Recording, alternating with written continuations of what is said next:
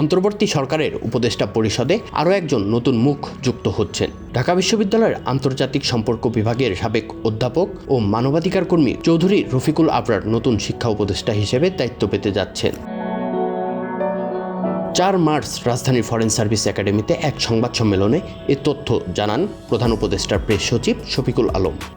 Professor Wahiduddin Mahmud অনেকদিন ধরেই বলছিলেন যে ওনার জন্য যেহেতু উনি একটা অ্যাডভান্স এজে, উনি চাচ্ছিলেন না যে ওনার একই সাথে প্ল্যানিং মিনিস্ট্রি, আপনি জানেন প্ল্যানিং মিনিস্ট্রি অনেক বড় মিনিস্ট্রি, আবার at the same time education ministry, দুটোই দেখতে হচ্ছে।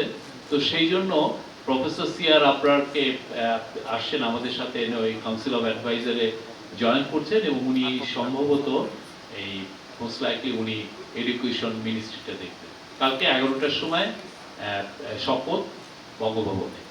5 মার্চ বুধবার উপদেষ্টা পরিষদের সদস্য হিসেবে তার শপথ গ্রহণ সম্পন্ন হলে উপদেষ্টা পরিষদের সদস্য হবে মোট 22 জন। দীর্ঘদিন ধরে মানবাধিকার, শ্রমিক অভিবাসন ও শরণার্থী বিশেষজ্ঞ হিসেবে কাজ করে আসছেন সিআর আবরার।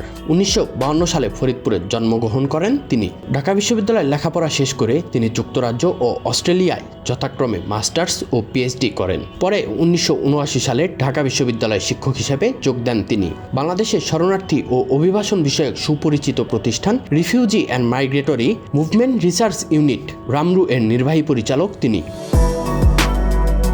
অনেকদিন ধরেই রোহিঙ্গা শরণার্থীদের নিয়েও কাজ করে আসছিলেন তিনি। একই সঙ্গে মানবাধিকার সংগঠন অধিকারের প্রেসিডেন্ট হিসেবে দায়িত্ব পালন করছেন সিআর আবরার। তিনি অভিবাসন ও অধিকার বিষয়ে লেখালেখিও করেন।